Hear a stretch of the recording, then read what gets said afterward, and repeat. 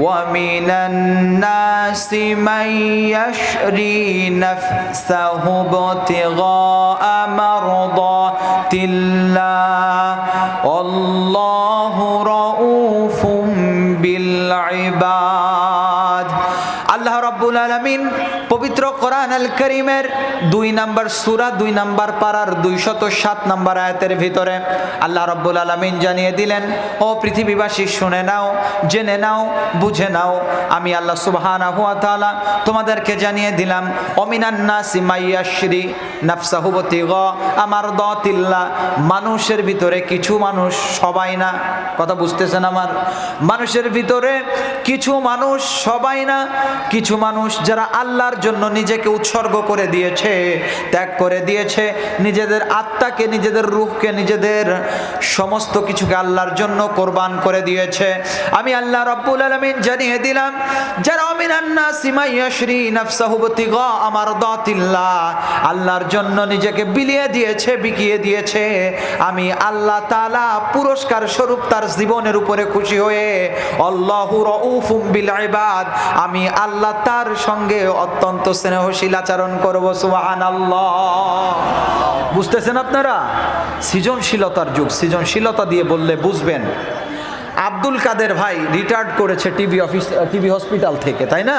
তো উনি রিটায়ার্ড করার পরে উনি রিটায়ারমেন্টের কিছু টাকা পেয়ে ওনার একটা স্বপ্ন ছিল আইফোন 13 প্রো ম্যাক্স কিনবে, যার বর্তমান বাজার মূল্য ধরেন 2 লক্ষ টাকা।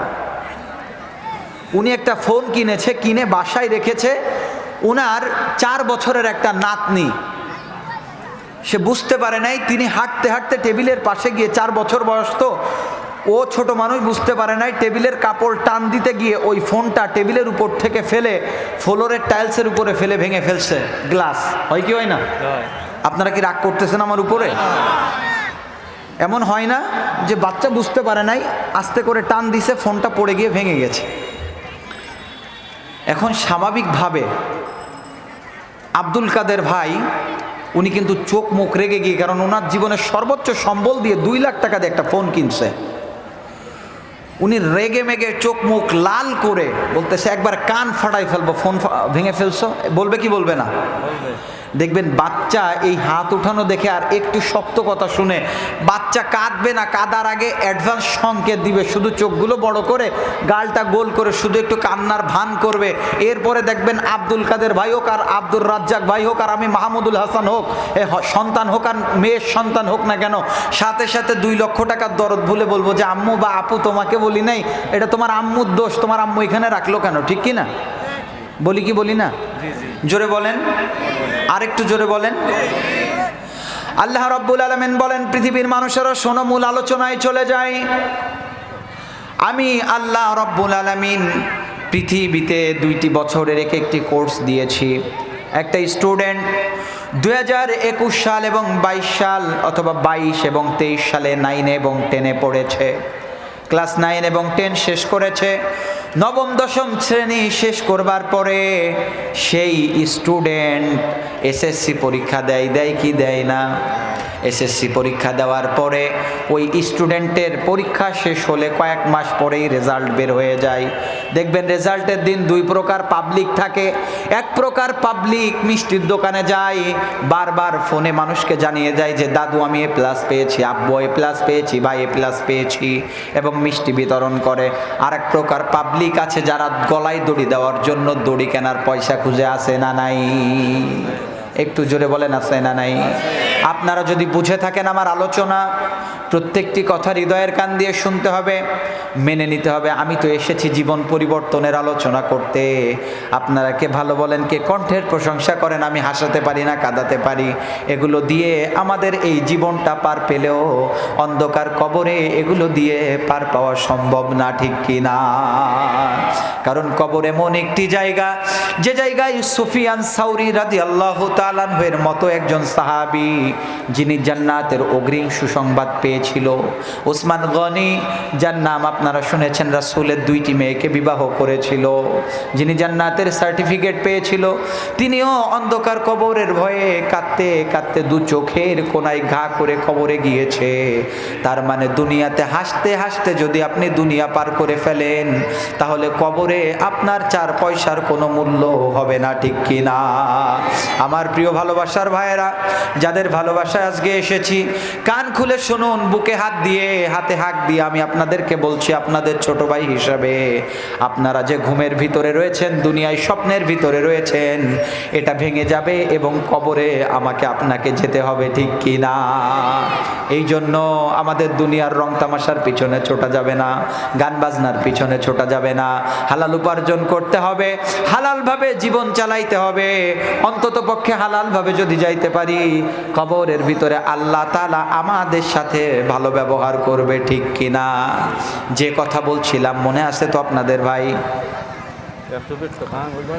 যে এসএসসি পরীক্ষা যারা দিল, আমার দিকে তাকান, এসএসসি পরীক্ষা দিল যারা A+ পেল, তারা কি এই 2 বছরে পড়ালেখা করছে না ঘুরে বেড়াইছে? বুঝে নাই মনে আলোচনা। যারা A+ পায় এসএসসিতে, এরা কি 2 বছর পড়ালেখা করে নাকি শুধু ঘুরে বেড়ায়? হ্যাঁ, পড়ালেখা করে। আর যারা ফেল করে গলায় দড়ি কেনার টাকা খুঁজে, এরা কি পড়ে নাকি শুধু গদখালি গিয়ে মেলা দেখে? হ্যাঁ, আল্লাহ রাব্বুল আলামিন বলেন, পৃথিবীর মানুষ শোনো, কুল্লু নাফসিম বিমা কাসাবাত লা যুলমাল ইয়াউম। আমি আল্লাহ তাআলা 50 বছরের একটি পরীক্ষার জীবন দিয়েছি, আমি আল্লাহ তোমাদেরকে এসএসসির মতো রেজাল্ট দিব। সুবহানাল্লাহ। আমি আল্লাহ রাব্বুল আলামিন রেজাল্টের একটা দিন কায়েম করব, যেদিন কুল্লু নাফসিম বিমা কাসাবাত, ওই যে বলেছিলাম, মিনান নাসি মাইয়াশরি নাফসাহু বিতিগা আমারদাতিল্লাহ, প্রত্যেক নফস, কিছু কিছু মানুষ যারা আল্লাহর জন্য নিজেকে বিলিয়ে দিয়েছে, আল্লাহর জন্য নিজেকে উৎসর্গ করেছে, আল্লাহর জন্য নিজের ইচ্ছাকে রঙিন করে দিয়েছে। আল্লাহ বলে, কুল্লু নাফসিম বিমা কাসাবাত লা যুলমাল ইয়াউম, এই নফসগুলোকে একত্রিত করব। বিমা কাসাবাত, তারা যা উপার্জন করেছিল, ও আমার প্রিয় ভালোবাসার ভাইয়েরা, আমাদেরকে আল্লাহ একত্রিত করে ওই দিন আমাদের বিমা কাসাবাত, যার যে উপার্জন আছে, এই উপার্জনগুলোকে আল্লাহ তাআলা দিয়ে দিবে এবং বলবে, লা যুলমাল ইয়াউম, আজকের দিনে কারোর উপরে কোনো জবরদস্তি এবং জুলুম থাকবে না। আল্লাহু আকবার। আল্লাহ রাব্বুল আলামিন বলেন, পৃথিবীর মানুষ শোনো, তাফসীরে মুনীরের বর্ণনায় আল্লাহ রাব্বুল আলামিন যেদিন আরশে আজিম থেকে নেমে আসবে, ময়দানে মাহশার যেদিন কায়েম করে ফেলবে, ওই দিন আল্লাহ রাব্বুল আলামিন এক খণ্ড সাদা মেঘের টুকরোর উপরে ভর করে আল্লাহ তাআলা ফেরেশতাদের মাধ্যমে নেমে আসবে জমিনে। সুবহানাল্লাহ। আরশে আজিমের থেকে নামবেন এক টুকরো সাদা মেঘমালার উপরে, এক টুকরো সাদা মেঘমালার উপর দিয়ে নেমে এসে আল্লাহ তাআলা বাম পাশ জমিনে দিবে। কোন পাশ জমিনে দিবে? বাম পাশ জমিনে দিবে। আজকে আল্লাহ তাআলা সত্তার নাম ব্যবহার করছে, আল্লাহ তাআলা রাজ্জাক নাম ব্যবহার করছে। ওই দিন কোনো নাম থাকবে না। ওই দিন লিমানিল মুলকুল ইয়াউম লিল্লাহি ওয়াহিদিল কাহ্হার, ওই দিন একমাত্র কহ্হার নাম থাকবে, ওই দিন একমাত্র কহ্হার নাম থাকবে।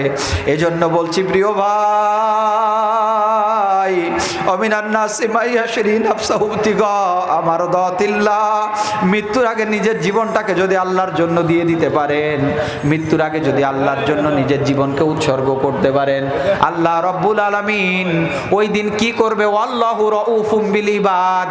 আব্দুল কাদের ভাইয়ের যেমন 2 লক্ষ টাকার ফোন ভাঙলেও ভাই মন খারাপ করে না, শুধু কান্না করবে। এই জন্য, ঠিক কিনা? কথা বুঝতেছেন আমার আলোচনার? কষ্ট হচ্ছে না তো আপনাদের? মূল বুঝাতে চাচ্ছি যে যারা আল্লাহর দিকে মানুষকে, নফসকে বিলিয়ে দিবে, আল্লাহর জন্য ইচ্ছাকে ত্যাগ করবে, আল্লাহ তাদের জন্য অত্যন্ত স্নেহশীল হবে। এই জন্য মোবাইলের উদাহরণ দিয়েছি। 2 লক্ষ টাকার ফোন ভাঙলেও আদরের নাতনির ভালোবাসায় উনি কান্না করা দেখলে 2 লক্ষ টাকার ফোনের মায়া ছেড়ে দিবে, ঠিক কি না? তো আল্লাহ তাআলা যেদিন ময়দানে মাহশার কায়েম করবে, সাদা মেঘমালার উপরে নেমে আসবে, যেদিন 70,000 ফেরেশতা শিকলি ধরে জাহান্নামকে টেনে নিয়ে যাবে, ওই দিন আল্লাহ তাআলা ময়দানে মাহশার কায়েম করবে। সমস্ত ফেরেশতারা ইয়া নাফসি করতে থাকবে, সমস্ত ফেরেশতারা সুবহানাদিল মুলকি ওয়াল মালাকুতি সুবহানাদিল ইজ্জতি এইভাবে তাকবীর ধ্বনি দিতে থাকবে। নবী রাসূল পর্যন্ত উলঙ্গ অবস্থায় থাকবে, নবী রাসূল পর্যন্ত খতনাবিহীন অবস্থায় থাকবে। ওই দিন মানুষগুলো ইয়া নাফসি ইয়া রাব্বি বলতে থাকবে, জাহান্নাম চিৎকার দিতে থাকবে। ওই দিন আল্লাহ সুবহানাহু ওয়া তাআলা বলে, যারা দুনিয়াতে মিনান নাসি মাইয়াশরি নাফসাহু বিতিগা আমারদাতিল্লাহ, যারা আল্লাহর জন্য নিজের জীবনকে বিলিয়ে দিয়েছিলে, যারা আল্লাহর জীবন সুদমুক্ত সমাজ গড়েছিলে, যারা আল্লাহর জন্য ঘুষমুক্ত চাকরি ছেড়ে দিয়েছিলে, ঘুষ খাও নাই, সুদ খাও নাই, অন্যায় করো নাই, জুলুম করো নাই, কোরআনের পাখিদের উপর অত্যাচার করো নাই, আল্লাহর দিনের মর্দ মুজাহিদের উপর অত্যাচার করো নাই, ফাঁসির কাস্টে ঝুলাও নাই, বিনা অপরাধে জেলের ভিতরে ভরো নাই, স্ত্রীকে কষ্ট দাও নাই, বউকে কষ্ট দাও নাই, সন্তানকে কষ্ট দাও নাই, চাকরি নষ্ট করো নাই, কাউকে অধিকার নষ্ট করো নাই। আমি আল্লাহ তাআলা আল্লাহু রাউফুম বিল ইবাদ, আমি আল্লাহ তাআলা এই দিন তোমাদের জন্য স্নেহশীল হয়ে গেলাম। সুবহানাল্লাহ।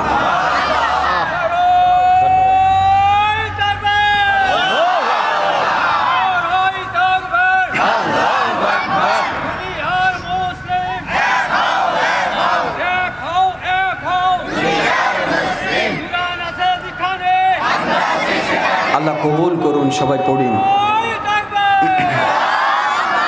প্রিয় ভাইরা আমার, যারা নিজেদের জীবনকে বিলিয়ে দেয় আল্লাহর জন্য, যাদের সুযোগ ছিল সুদ খাওয়ার, সুদ খায় না, যাদের সুযোগ ছিল একটা সিগনেচার দিয়ে লক্ষ টাকা কামাই করার, যারা কামাই করে না, এই সমস্ত মানুষেরা হয়তোবা জমিনের চোখে, দুনিয়ার চোখে, এই ধোকার চোখে হয়তোবা মনে করে যে এরা ক্ষতিগ্রস্ত।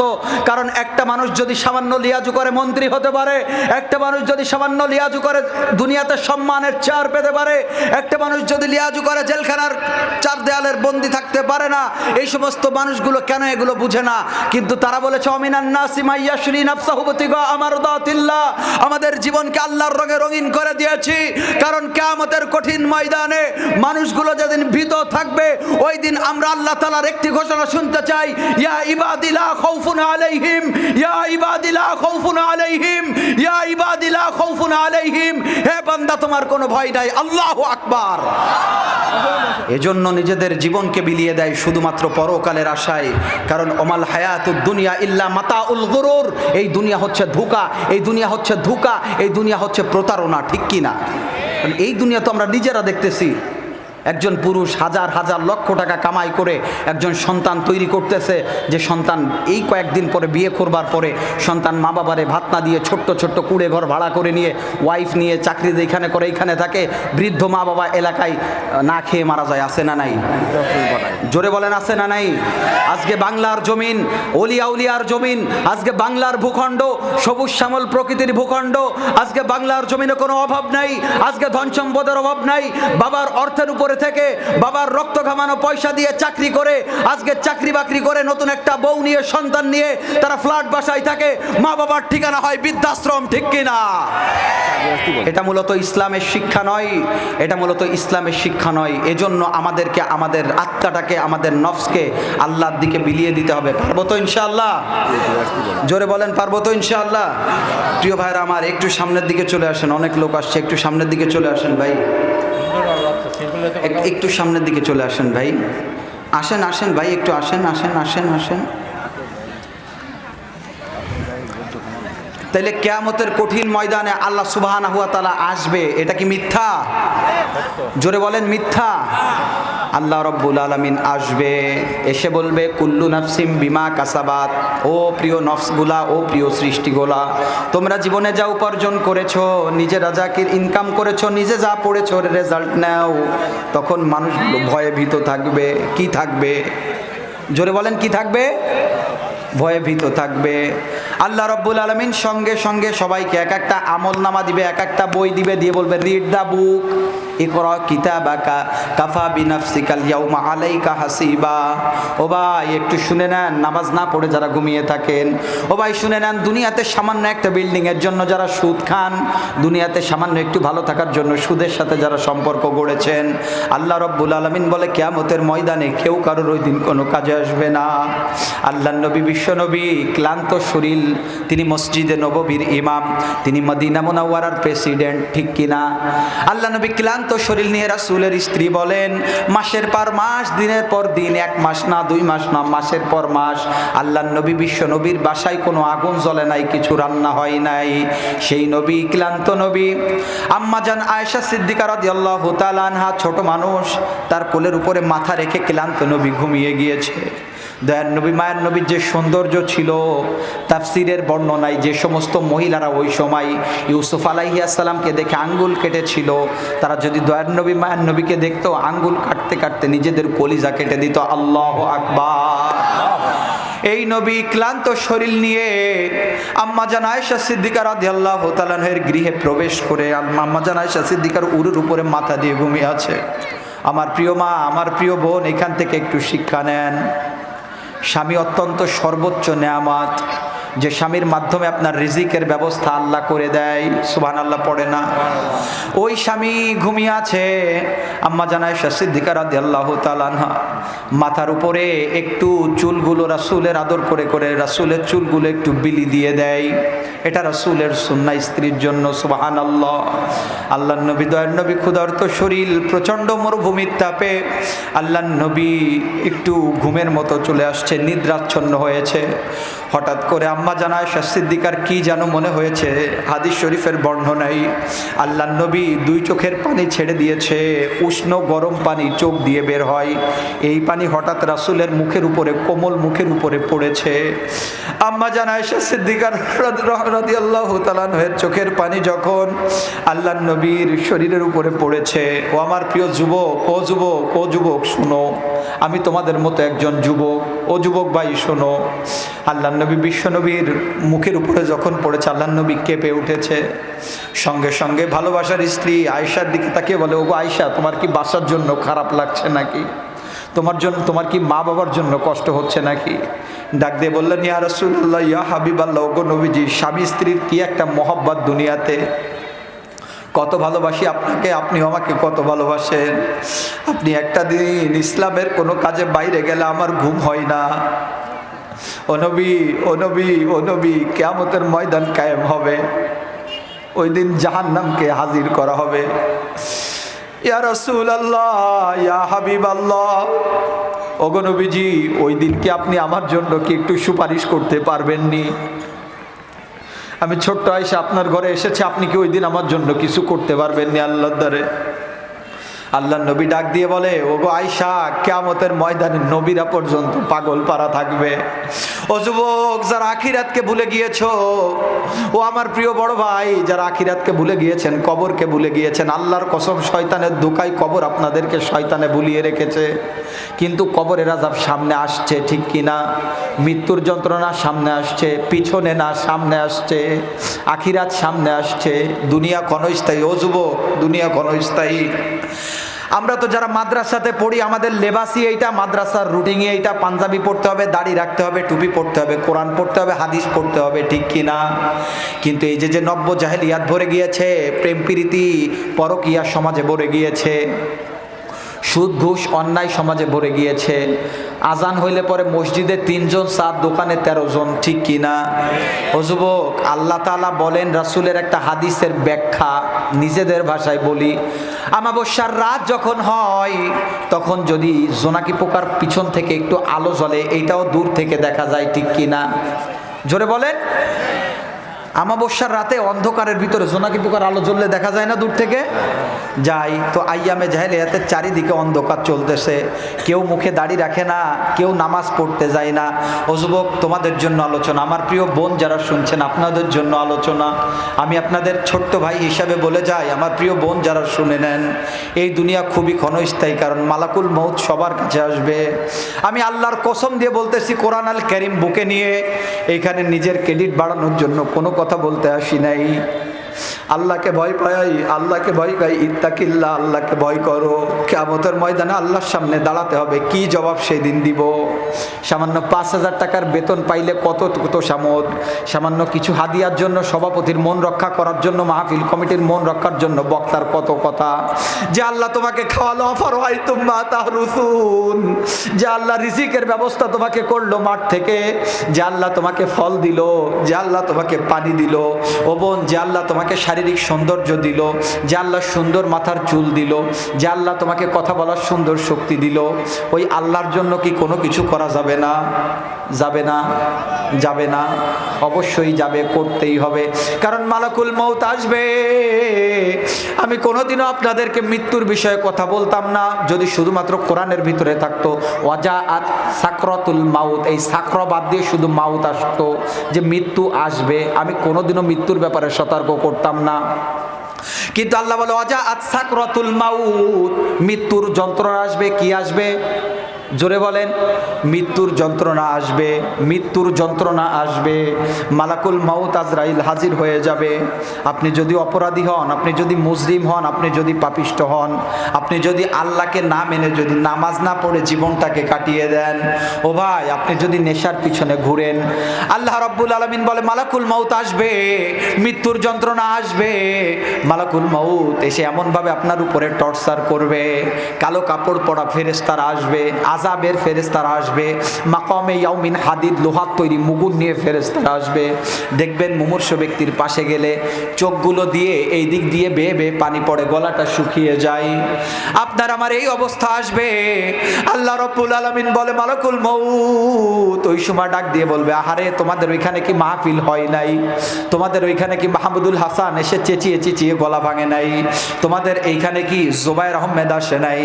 কেন তোমরা বোঝো নাই? কারণ এই যে গতকালকেও ফুর্তি করতে গিয়েছিল ঢাকাতে, আপনারা সবাই জানেন আগুন ধরেছে মিরপুর 12 নম্বরে কাচ্চি ভাইয়ে, একই পরিবারের 5 জন মারা গিয়েছে।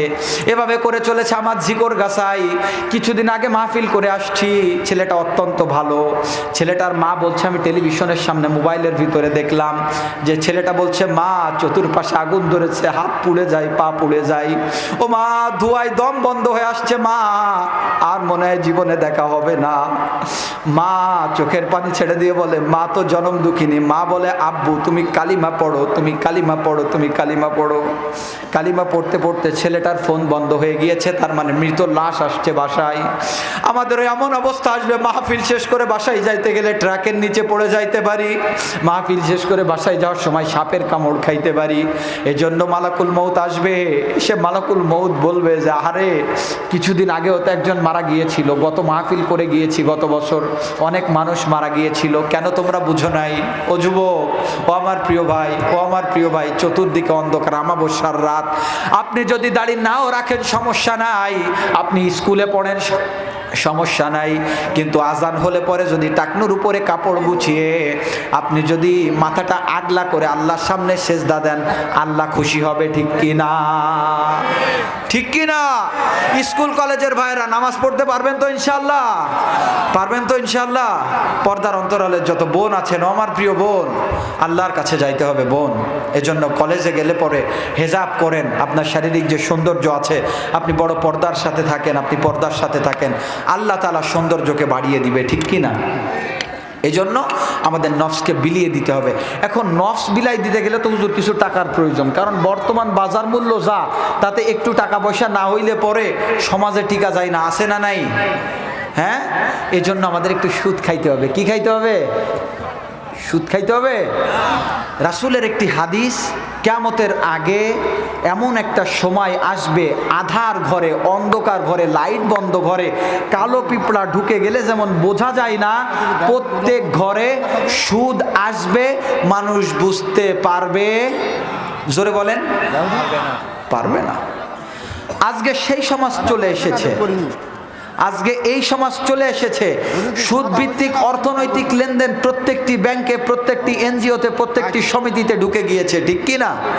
প্রত্যেকটি বাড়িতে বাড়িতে ঢুকেছে। কে ইমাম, কে মুয়াজ্জিন, কে খতিব, কে খাদেম, কে হাজি, কে গাজী, প্রত্যেক বাড়ি সুদ, প্রত্যক্ষ পরোক্ষ, লোনের নামে, কিস্তির নামে চলতেছে, আছে না নাই?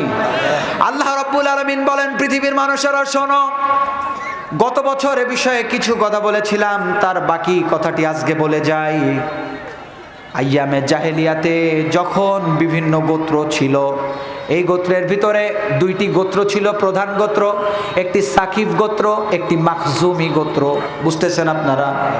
জোরে বলেন, কি কি গোত্র? একটি সাকিব গোত্র, একটি মাখজুমি গোত্র। এই সাকিব গোত্রের মানুষেরা মাখজুমি গোত্রের কাছে সুদ দিত, মাখজুমি গোত্রের লোকেরা সাকিব গোত্রের কাছে সুদ দিত।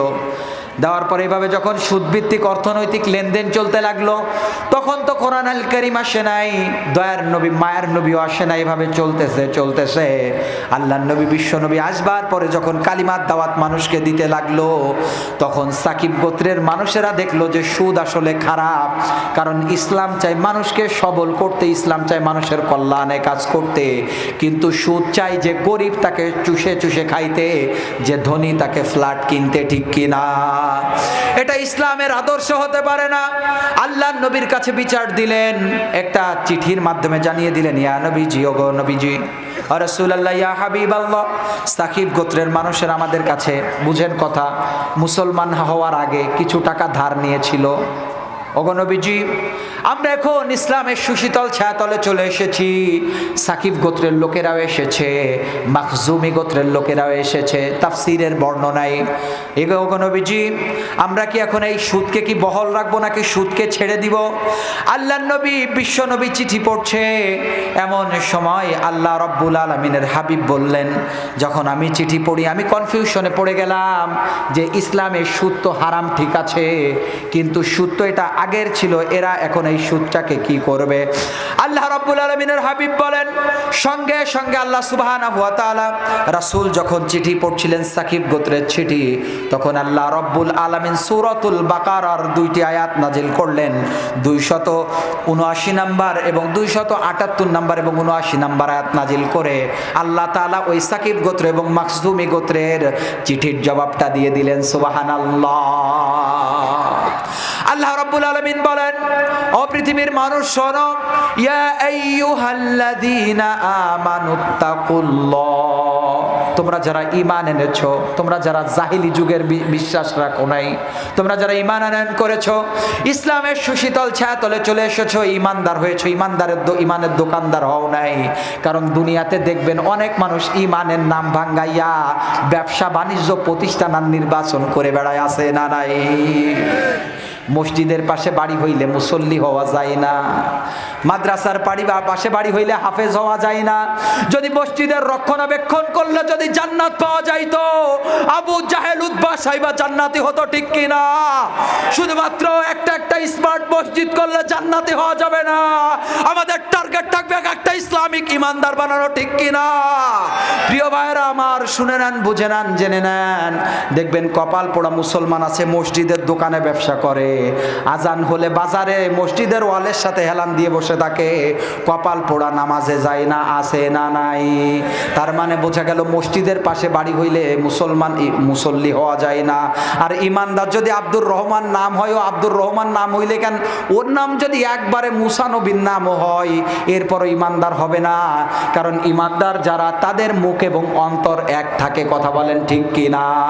বাংলাদেশে অনেক আলোচক আছে যাদের মুখ এক অন্তর আর এক, আছে না নাই? অনেক আলেম আছে, আমি নিজেদের কথা বলছি, যাদের মুখ এক অন্তর আর এক, যারা কথা বলে মিষ্টি মিষ্টি কথা, রাসূল কত কষ্ট করেছে, মাসের পর মাস, দিনের পর দিন খাই নাই, অথচ আমরা মুরগির রান চাবাইতে চাবাইতে দাঁত পড়ে যাওয়ার অবস্থা, কথা কয় না?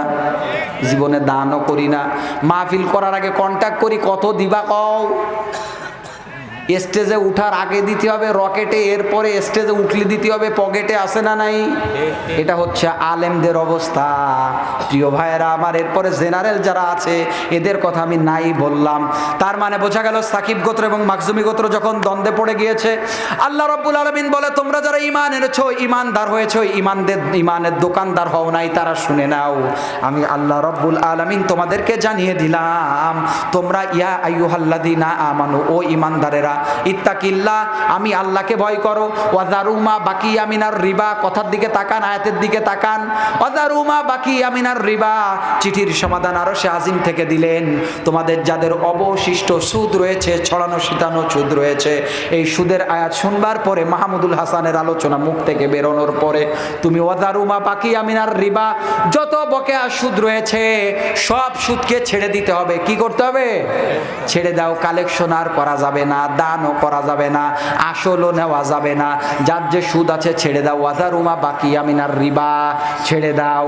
ইন কুনতুম মুমিনিন, যদি তুমি ইমানদার দাবি করো নিজেকে, তাইলে সুদ ছেড়ে দাও। কোরআনের এই কথার দ্বারা বোঝা গেল, যাদের সাথে সুদের সম্পৃক্ত, যাদের সাথে সুদের ব্যাংকের সম্পৃক্ত, যে মহিলার সাথে এনজিওর সম্পর্ক, যে মহিলার সাথে সুদের লেনদেনের সম্পর্ক, এরা ইমানদার হতে পারে না, ঠিক কি? কিনা? আমরা বললাম আব্দুল কাদের ভাই আপনি তো সুদ খান না, অথচ আপনার ওয়াইফের নামে ব্যাংকে একটা ডিপোজিট আছে, 1 লাখ টাকা রাখছেন, প্রত্যেক মাসে 700 টাকা ইন্টারেস্ট আছে। আপনি খান আর শুধু মাহফিলের সভাপতি হন, তাবলিকে যান, চরমোনায় যান, খানকায় যান, গাজীপুরে যান, বরিশালে যান, জামাতের আমির আমলিগ দেখতে পারেন না, বিএনপি দেখতে পারেন না, খাসির গোশ খান, কুত্তার গোশ দেখলে ঘৃণা করে। আল্লাহ বলছে দুনিয়ার মানুষ শুনে নাও, খাসির গোশ কিনে খাওয়া যেমন হারাম, টাকা দে হারাম, ওই কুত্তার গোশও ঠিক তেমন হারাম। কথা বলেন ঠিক কিনা? আমরা শুধু আওয়ামী লীগ খারাপ, বিএনপি